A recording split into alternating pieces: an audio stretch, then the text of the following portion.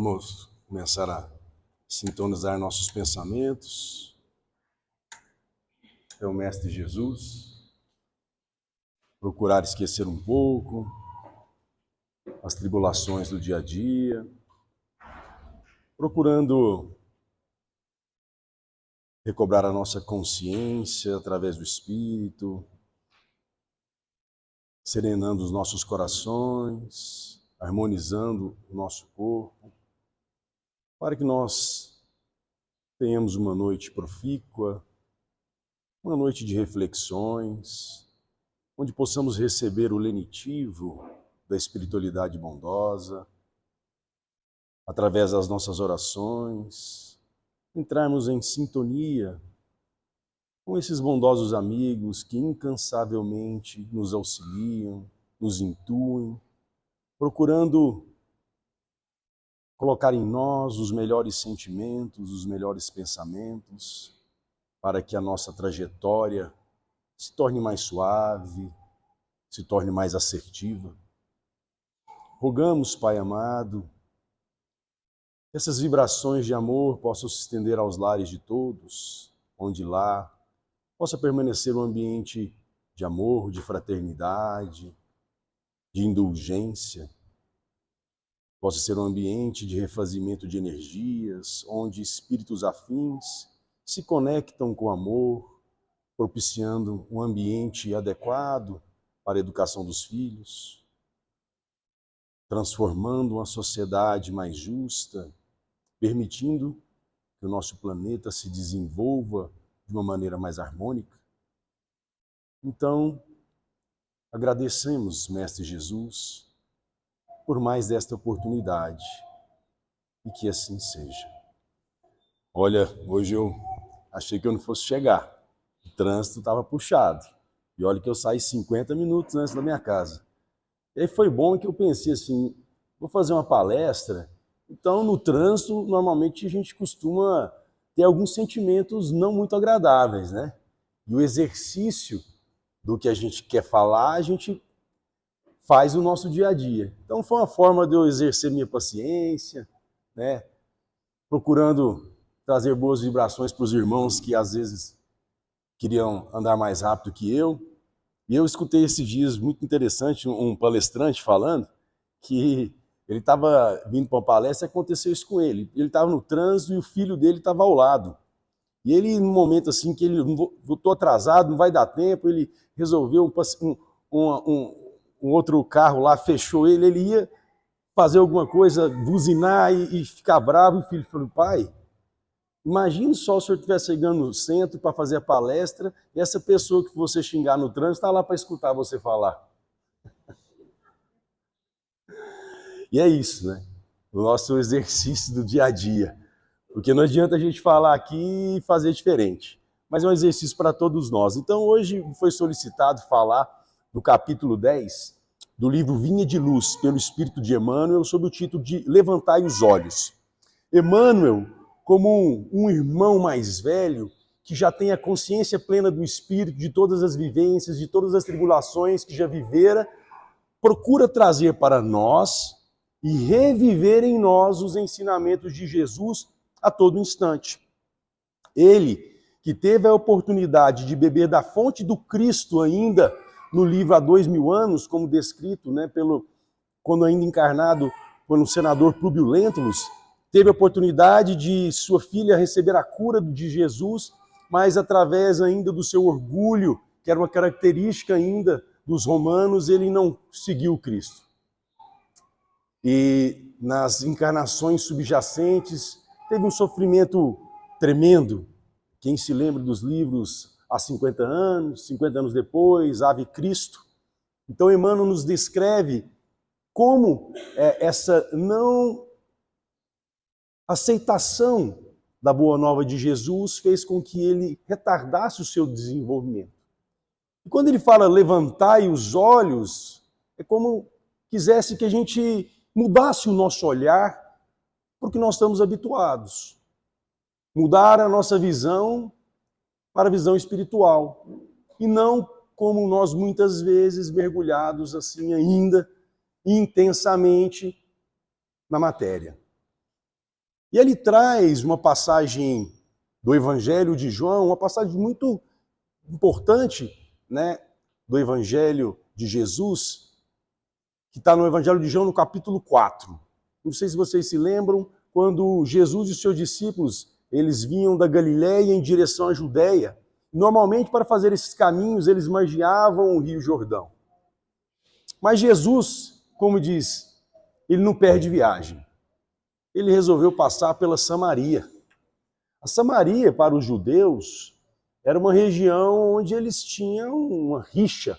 Era um povo que, apesar de descendente do pai Abraão, eles tiveram uma dissidência com os judeus. Eles aceitavam, os samaritanos, eles aceitavam como o livro sagrado somente o Pentateuco. E os judeus aceitavam depois os outros profetas. E assim eles tinham uma rixa e eles eram muito mal vistos. E aí Jesus, passando pela Samaria, tem a célebre passagem onde ele encontra a mulher samaritana no poço de Jacó.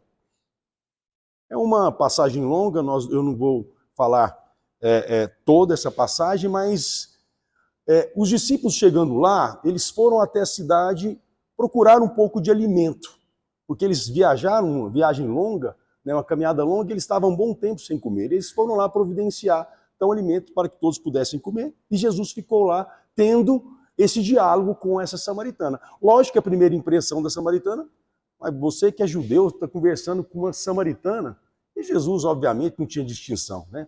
O seu olhar de amor era para com todos. E ele conversou, falou dos ex-maridos dessa samaritana se imediatamente viu que ele era o Messias e foi até a cidade contar para todos, né, que o Messias tinha vindo. E aí os discípulos retornando ali, né, naquele poço, trouxe o alimento. E falou, mestre, come. E aí Jesus falou para ele, eu tenho um alimento que vós não conheceis.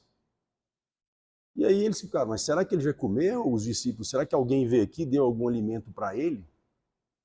Ele falou assim, o meu alimento é fazer a vontade do meu Pai e cumprir a sua obra. E ele continua. Vocês me disseram que a ceifa será só daqui a 4 meses, pois eu vos digo, levantai os olhos e vedes as terras, que já estão brancas para a ceifa. E assim é um pouco confuso, porque para a gente entender nesse contexto, a gente tem que recorrer aqui a Emmanuel, para que a gente possa entender de uma forma mais plena esses ensinamentos. Jesus aqui estava falando de outro terreno, de outra colheita. Porque a mensagem que ele veio trazer para todos nós, essa mensagem de amor, essa mensagem de um novo reino, do reino de Deus, para que a gente pudesse alcançar o alimento, não era aquele que saciava o corpo, mas sim o espírito. E ele trazia então para os seus discípulos que o alimento, que a partir do momento que eles desenvolvessem essa conexão plena com Deus, o alimento do espírito permitiria que eles cada vez mais se desapegassem à matéria e pudessem, obviamente, atingir a plenitude e a sintonia com Deus. A filosofia antiga, ela nos dizia ainda antes de Jesus, como alguns precursores, espíritos iluminados que encarnaram, como a gente deveria ter cuidado para domar as nossas vontades.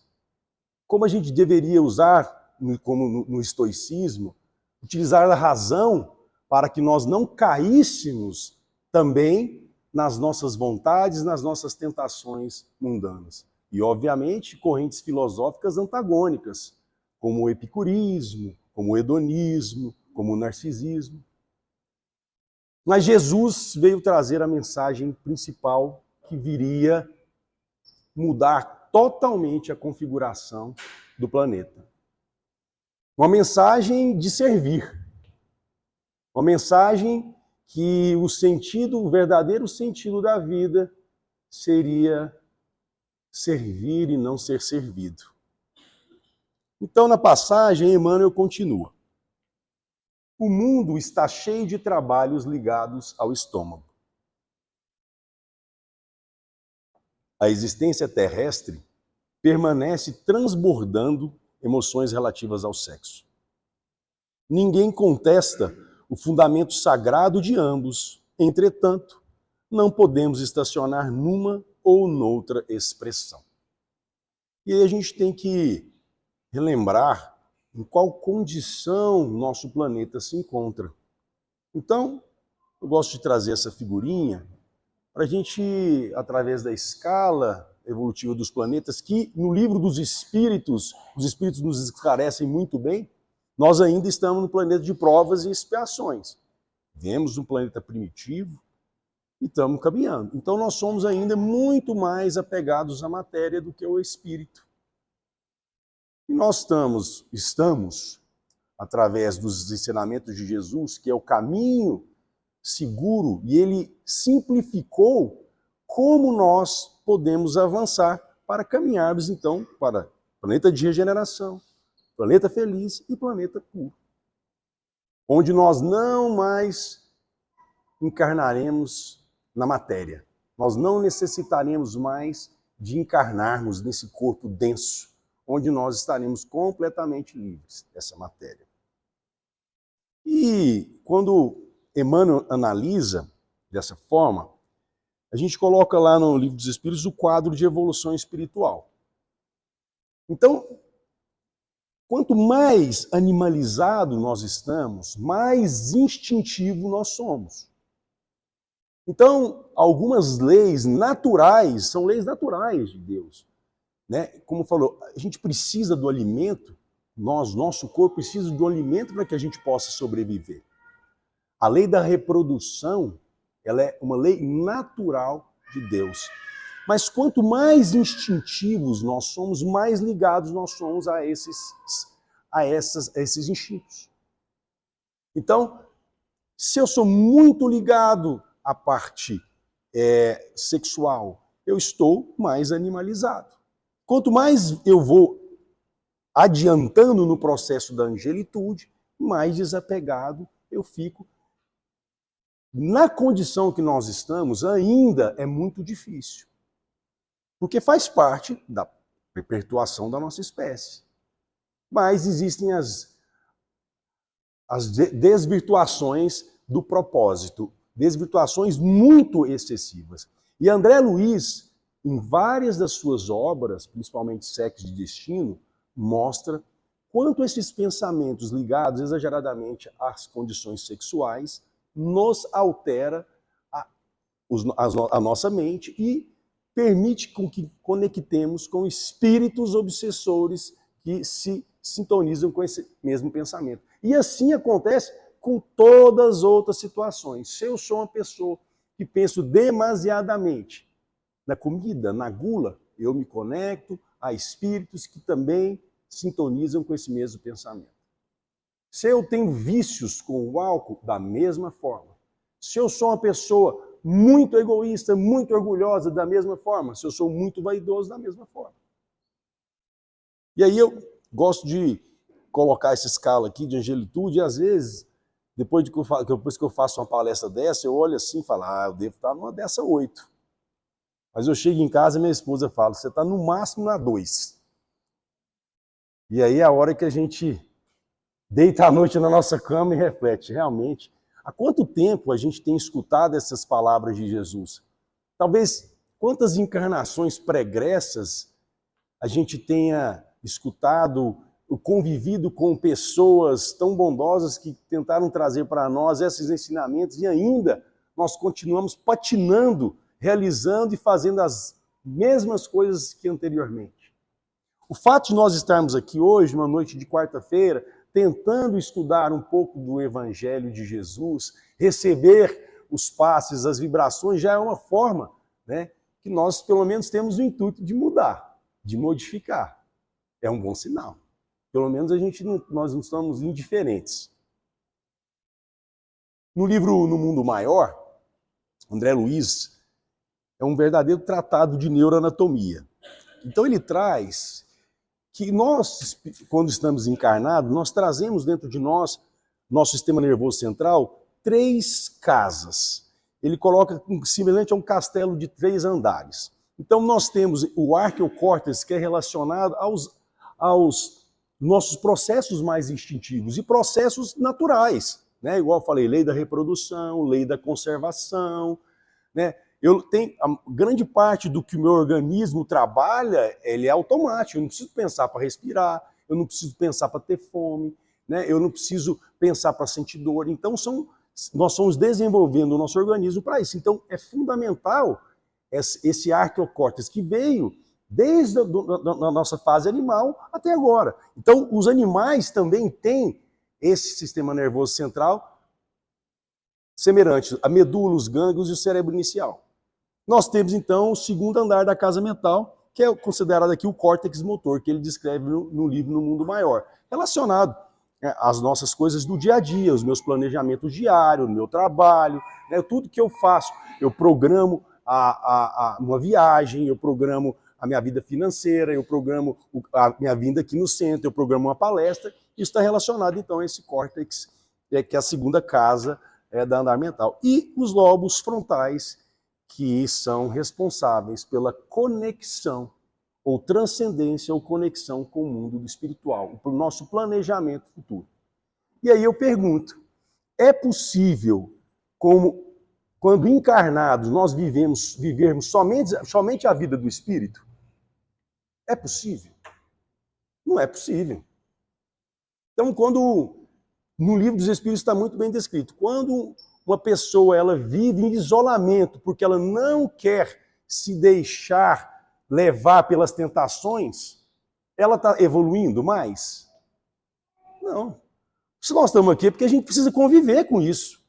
A gente tem que aprender a conviver com isso. E nós não nos deixamos mais levar, obviamente, pelas tentações. Né? Chico Xavier ele deixava-se levar para alguma tentação? Não. Então é fundamental que nós possamos viver as 3 esferas, da parte instintiva, da parte do planejamento, da parte de transcendência, de forma equilibrada. Então, o que eu estou alimentando mais em mim? A minha parte instintiva? O que eu estou alimentando mais? Então, a gente tem que procurar manter o equilíbrio.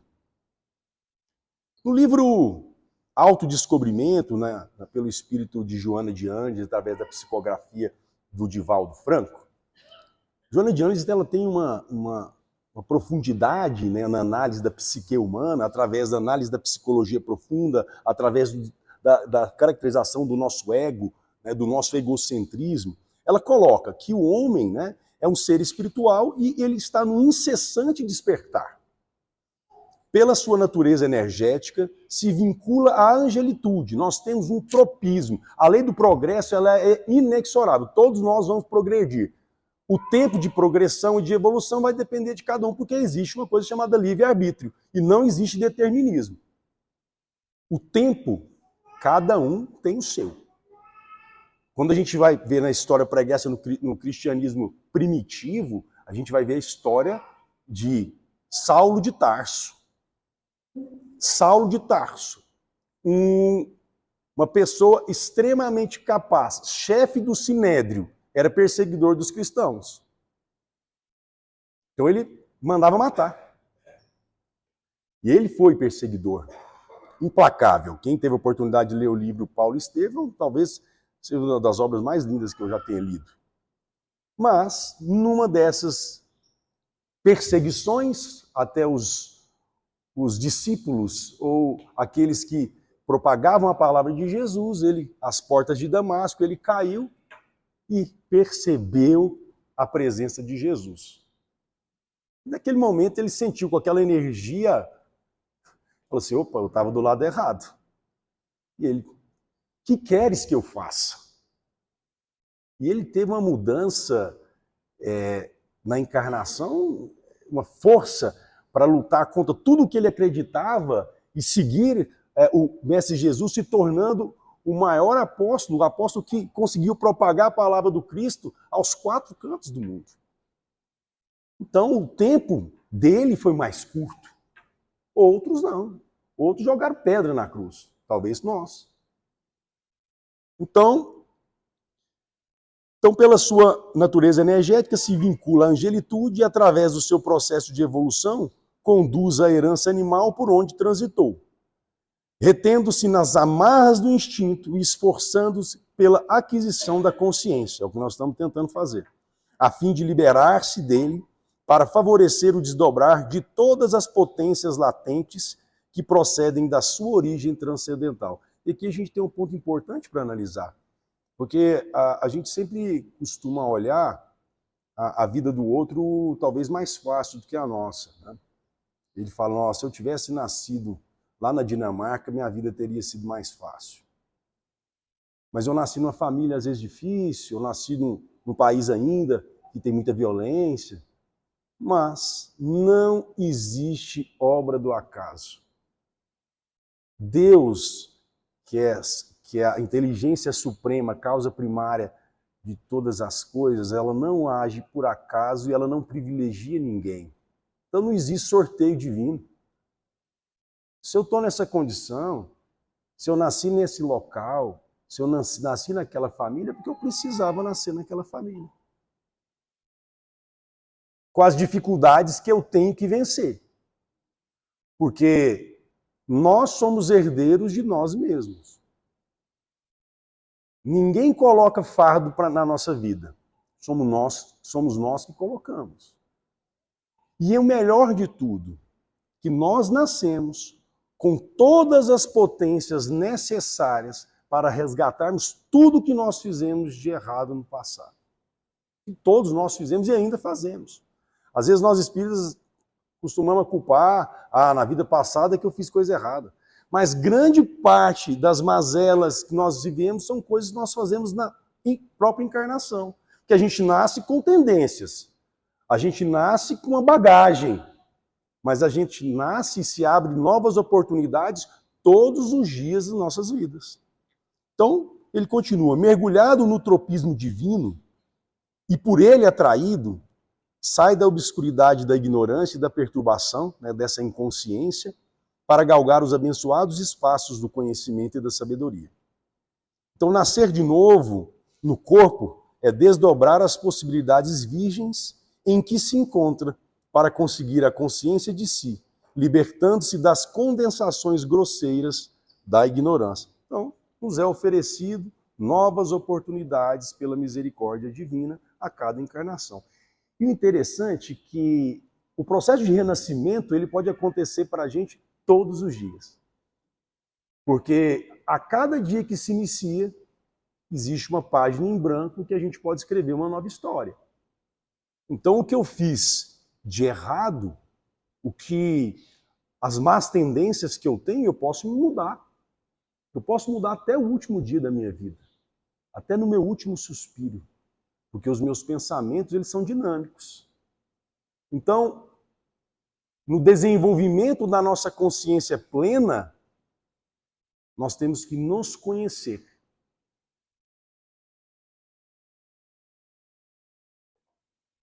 E vamos dar continuidade no capítulo. Então, há que levantar os olhos e devassar zonas mais altas. Então, levantar os olhos. Vamos deixar de olhar uma pequena território, uma pequena parte que muitas vezes nós ficamos focados e esquecemos de desenvolver a parte espiritual. Às vezes nós estamos desenvolvendo tanta parte material, eu preciso vencer na vida. O que é vencer na vida? Para Jesus. Será que o mais rico da terra, ele será o mais rico no reino de Deus? E a riqueza terrena é uma provação muito difícil. Porque, como já diria Jesus, né, é mais fácil passar um camelo no buraco da agulha do que o rico entrar no reino dos céus. Por quê? Porque as provações e as tentações são maiores. Então, é preciso cogitar da colheita de valores novos, atendendo ao nosso próprio celeiro. Não se resume a vida a fenômenos de nutrição, nem simplesmente a continuidade da espécie. Laborioso serviço de iluminação espiritual requisita o homem. Valiosos conhecimentos reclamam-no a esferas superiores. Vou acelerar, senão não vai dar tempo. Verdades eternas proclamam que a felicidade não é um mito, que a vida não constitui apenas o curto período de manifestações carnais na terra, que a paz é tesouro dos filhos de Deus, que a grandeza divina é a maravilhosa destinação das criaturas. No entanto, para receber tão altos dons, é indispensável erguer os olhos e elevar o entendimento a santificar os raciocínios. E é um processo difícil. Então, naturalmente, para sairmos da nossa inconsciência, da nossa introspecção para a lucidez plena, ocorre um choque, né, entre como se está e o que se é. Porque a centelha divina, como diz o Livro dos Espíritos, está gravado na nossa consciência. Então as leis de Deus estão gravadas na nossa consciência, em estado latente. E nós temos que deixar germinar para que ela possa se plenificar dentro de nós. Então ela está engastulada, ela está presa na carne, resultando em momentâneo desequilíbrio emocional, que decorre da saudade de como se vive e a ansiedade pelo que se pretende e deverá alcançar. Por efeito, quase sempre se estabelece um conflito interior, no qual predomina o passado, com suas heranças atávicas, aquelas nossas tendências mais complexas, aquelas que nós temos mais dificuldade de mudar, que nós estamos lutando em cada encarnação, às quais se estava habituado, e os apelos da felicidade liberada de formas e limites, porém ainda desconhecida. E é interessante esse sentimento que ele fala assim, que ocorre um choque, porque a gente tem plena consciência da necessidade de mudar, mas a gente também tem plena consciência da dificuldade de mudar. E é um choque para nós.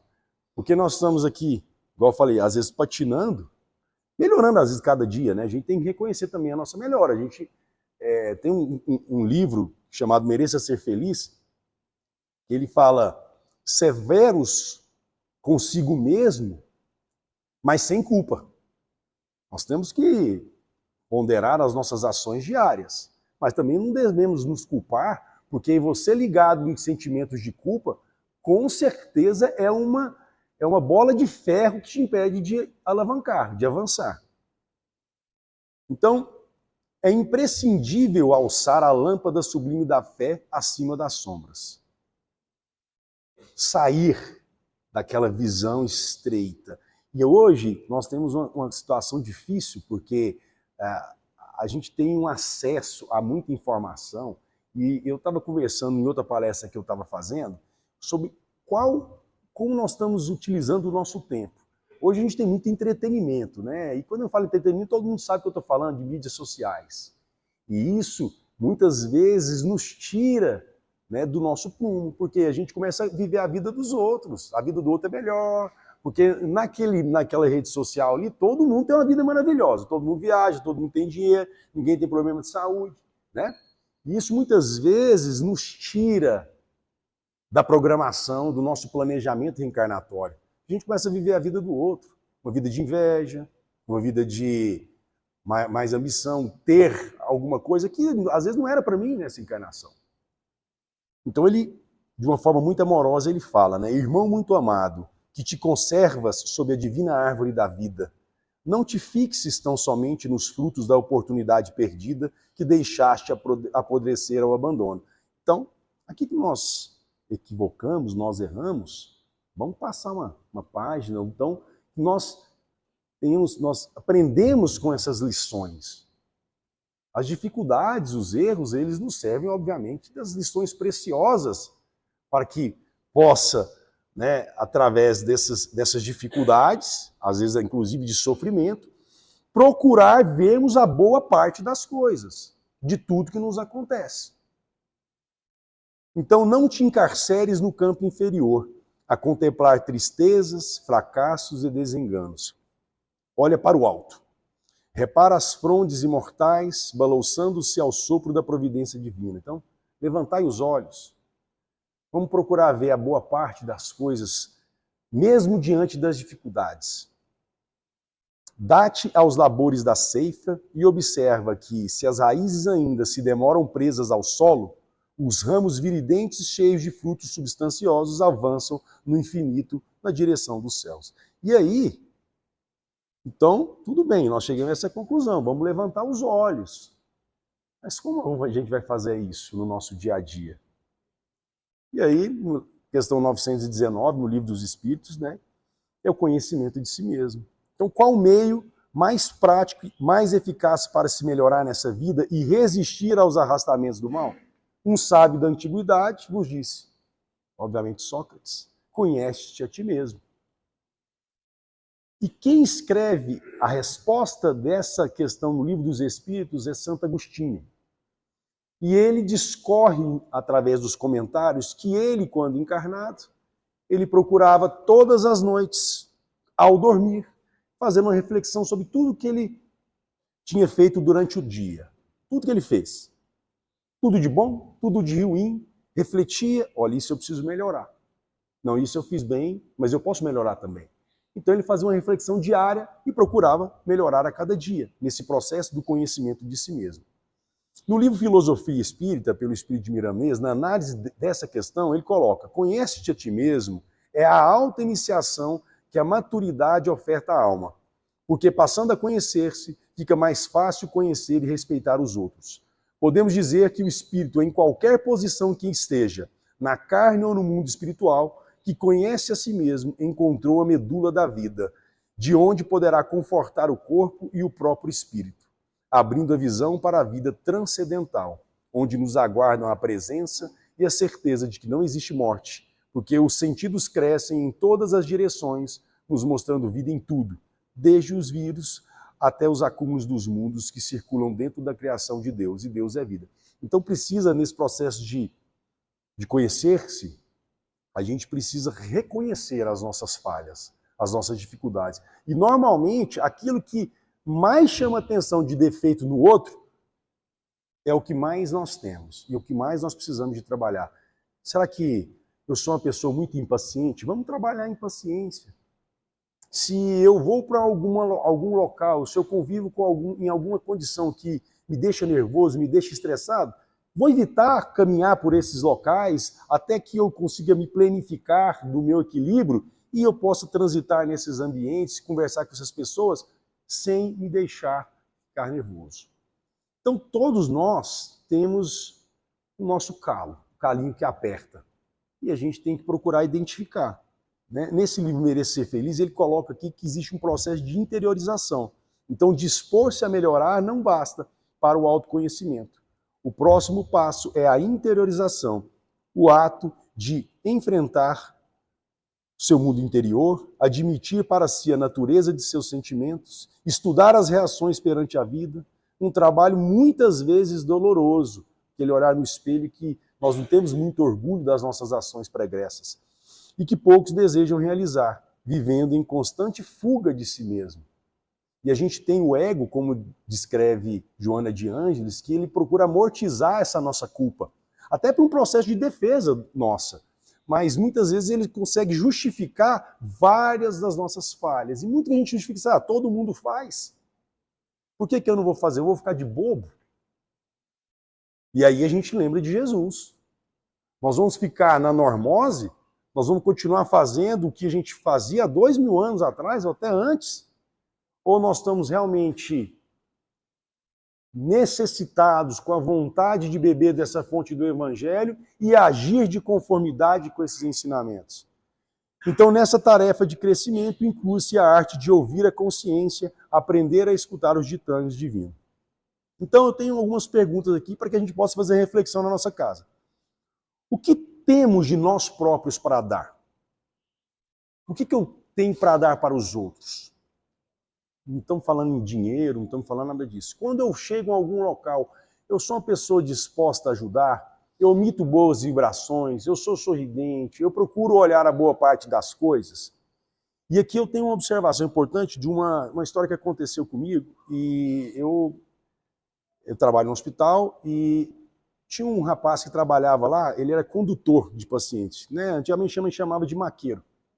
Ele era um rapaz muito simpático, muitas vezes eu encontrava com ele no cafezinho no centro cirúrgico, muito humilde, assim, mas um rapaz muito alegre, sorridente.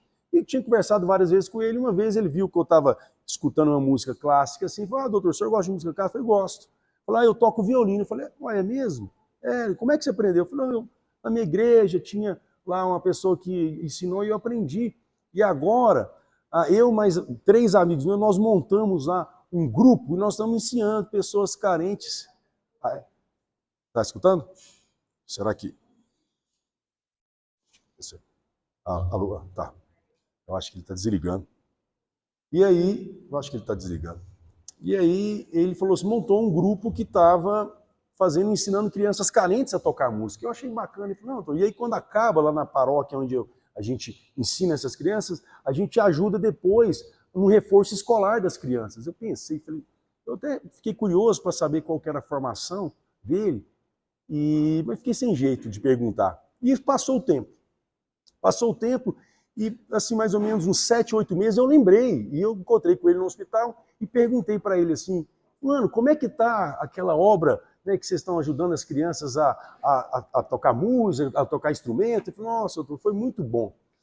A gente fez uma apresentação para os familiares e especificamente tinha uma criança que o pai tinha desistido dela.